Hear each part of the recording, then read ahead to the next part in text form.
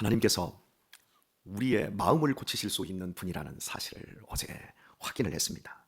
아무리 썩고 부패한 영혼도 마음도 하나님을 만나게 되어지면 깨끗하게 치유되어지고 회복되는 역사가 있습니다.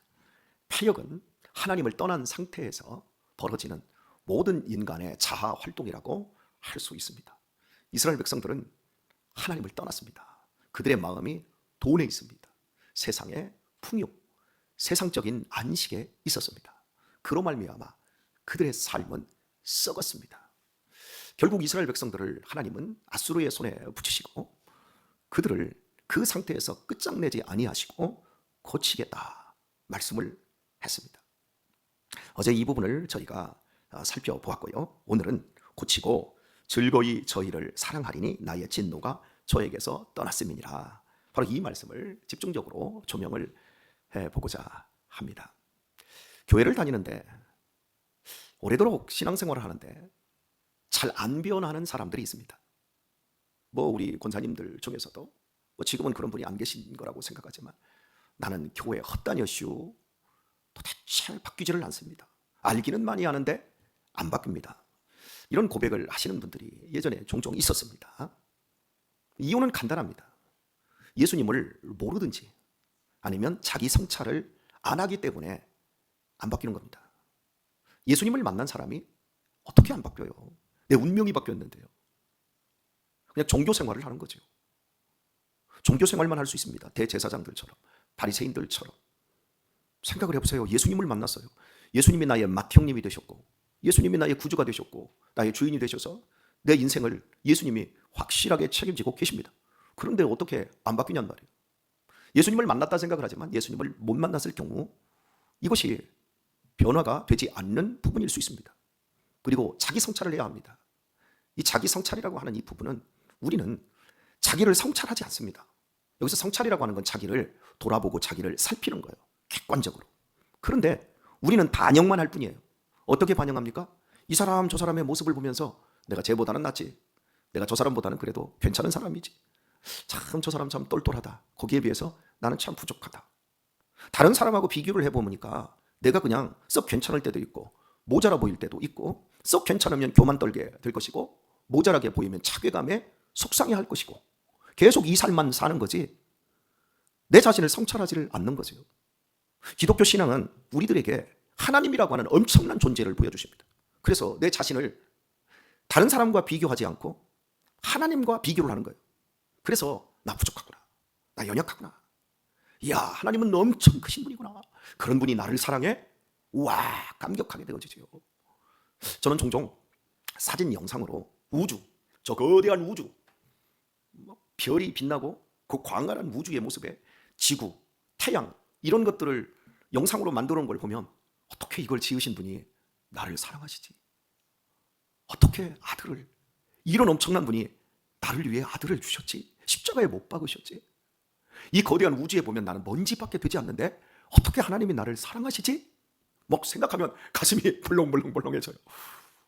그러니까 사람이 변하려면 마음의 생각이 변해야 돼요.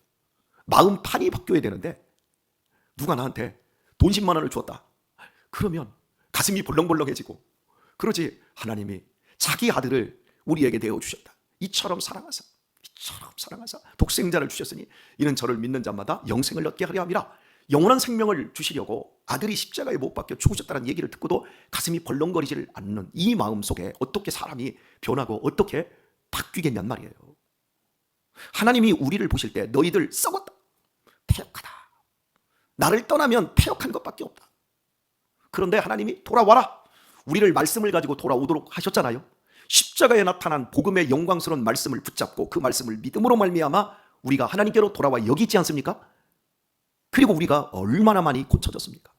완전히 믿을 때 한 번에 고쳐지는 것이 아니라 날마다의 삶 속에서, 시간의 연속 속에서 우리들은 현재 진행형으로 변화되고 있는 중에 있습니다.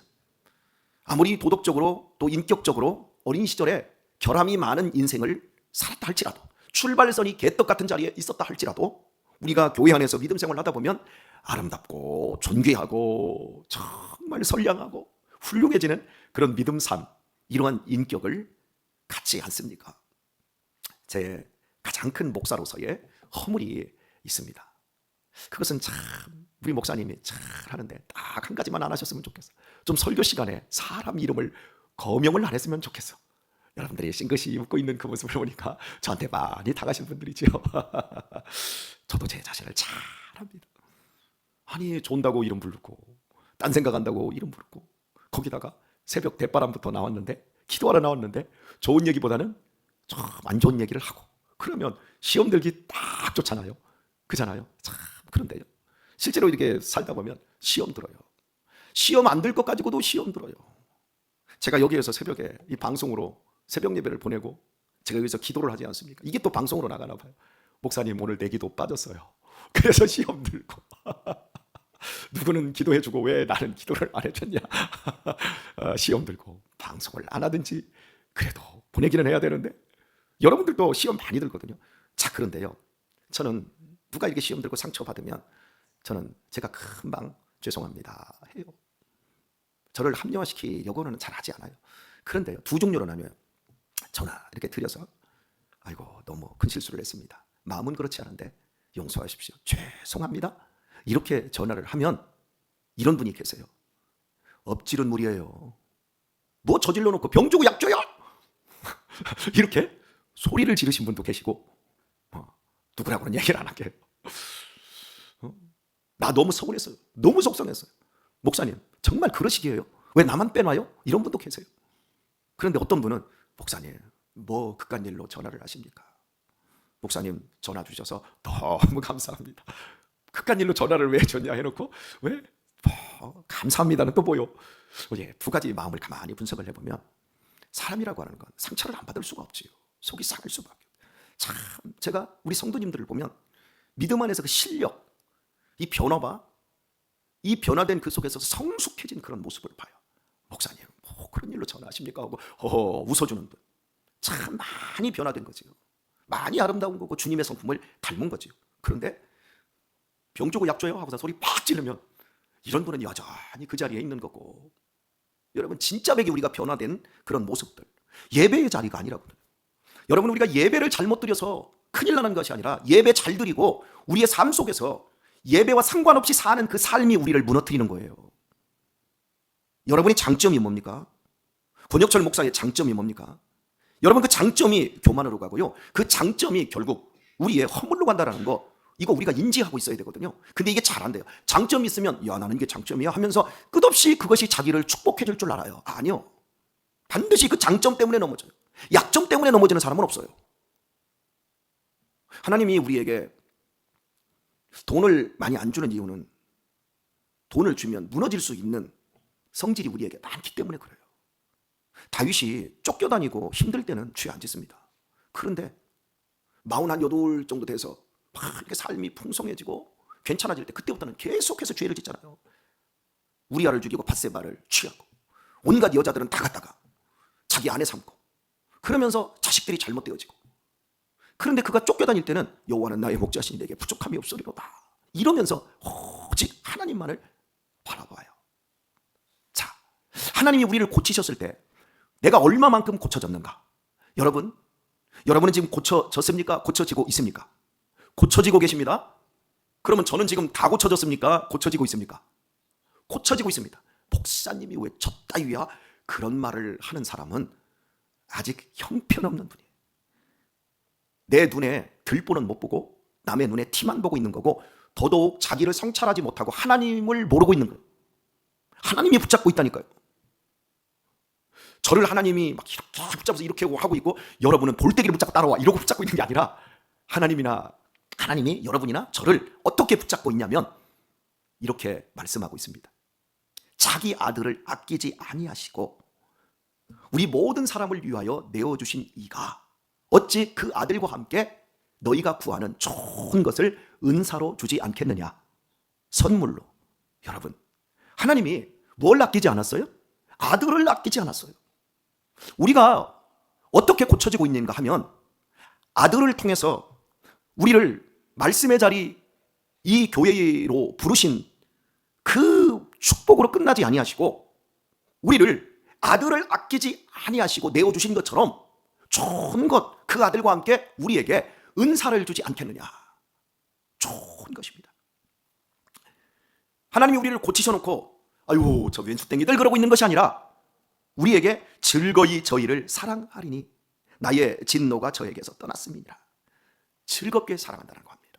그렇다면 여러분, 우리들이 하나님을 믿고 있고 우리가 고쳐졌고 우리가 육신적인 사람이 아니고 영적인 사람이 되었고 우리가 마귀의 종이 아니라 하나님의 자녀가 되었고 이럴 때 눈치껏 아멘을 하셔야 된다고 그렇게 얘기를 해도 우리가 사망에 떨어지지 아니하고 영원한 생명을 얻었습니다. 할렐루야.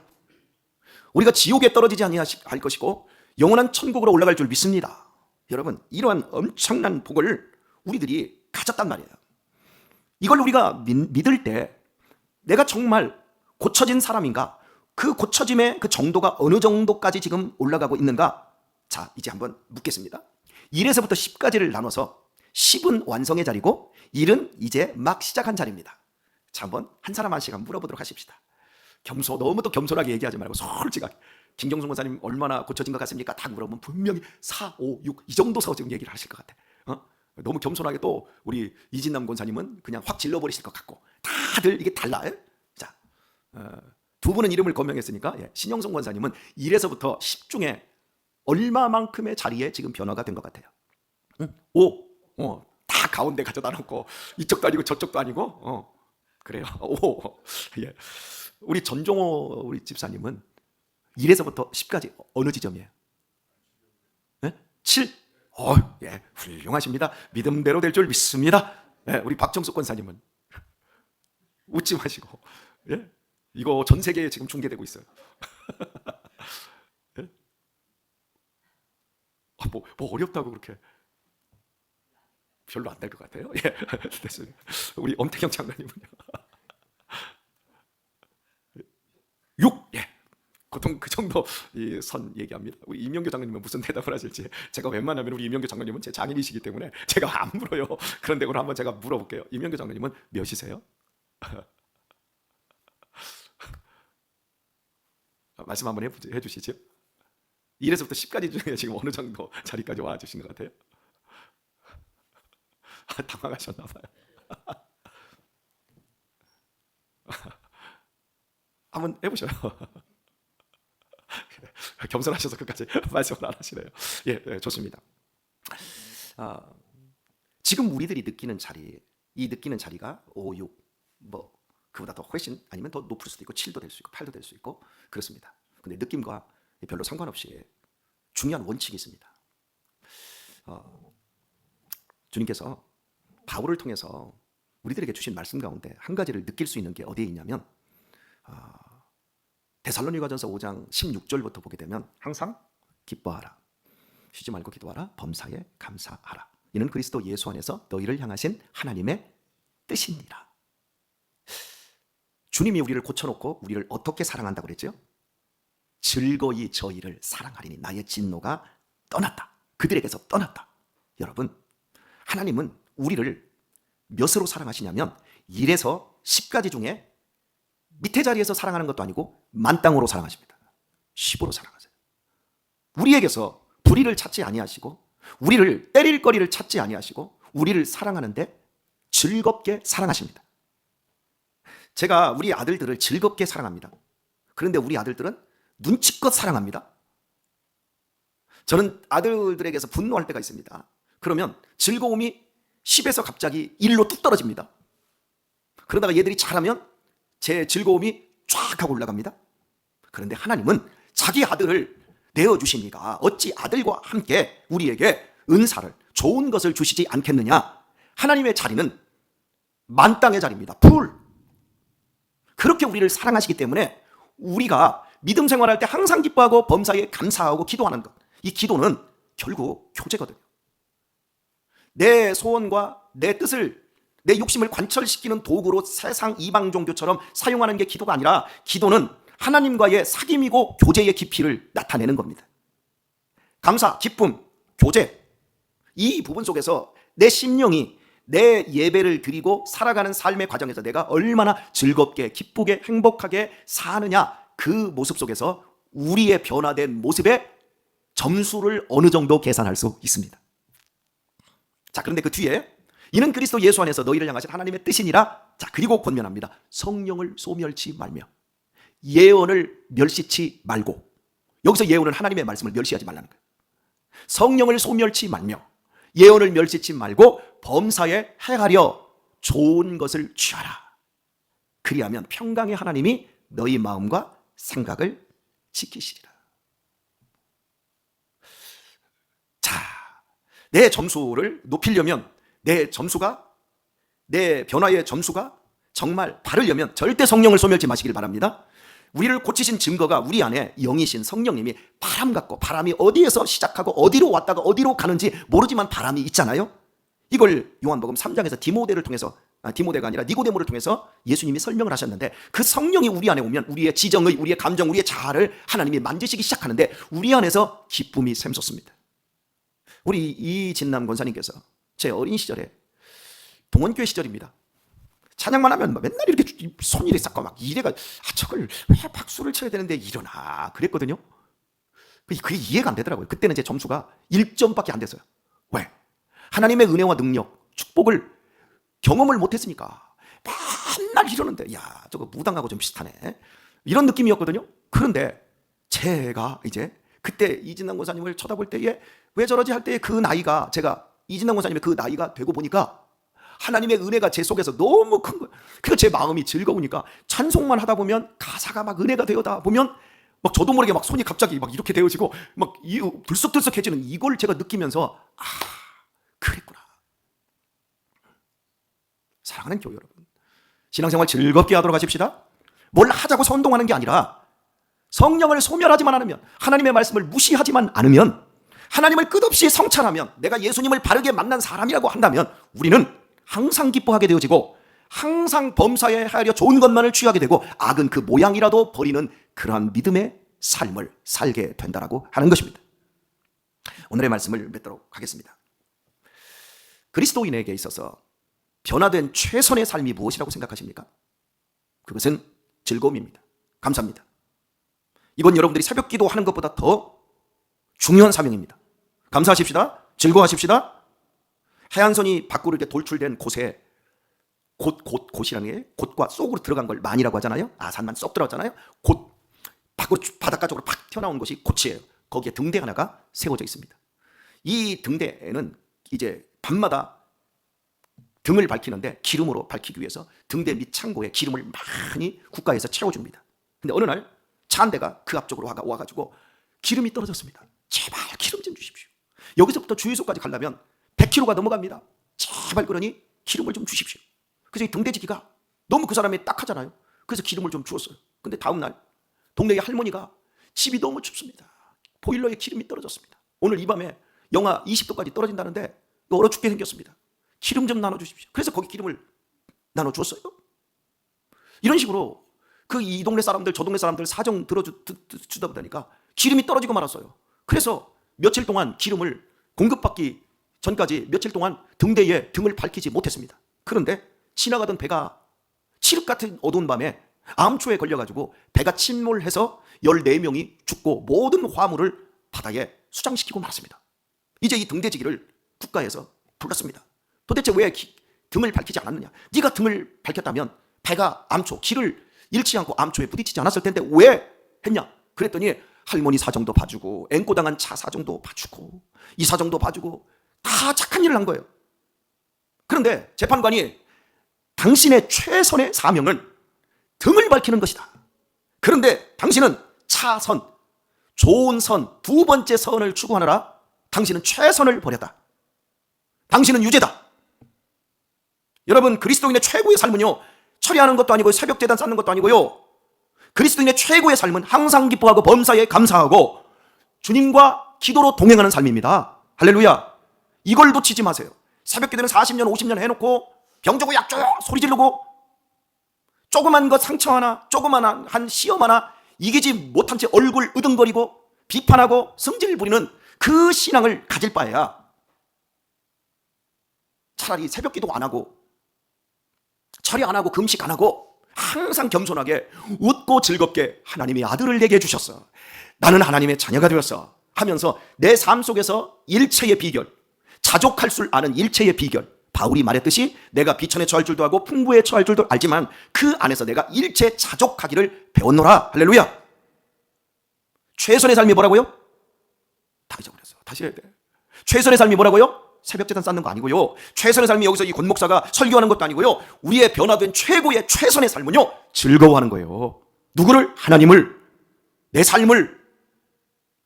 얼굴 다시 합시다. 이렇게. 오늘도 씩 웃으세요. 오늘도 하루 종일 웃고 사세요. 그러면 여러분의 변화된 믿음의 점수는 100점이 되는 겁니다. 아셨죠? 똑똑한 척하지 말고, 잘난 척하지 말고 오늘 웃으면서 감사합니다, 감사합니다, 축복합니다, 축복합니다, 이렇게 여러분이 말하면서 오늘도 즐거운 한날을 살아내시길 우리 주 예수님의 이름으로 축원합니다.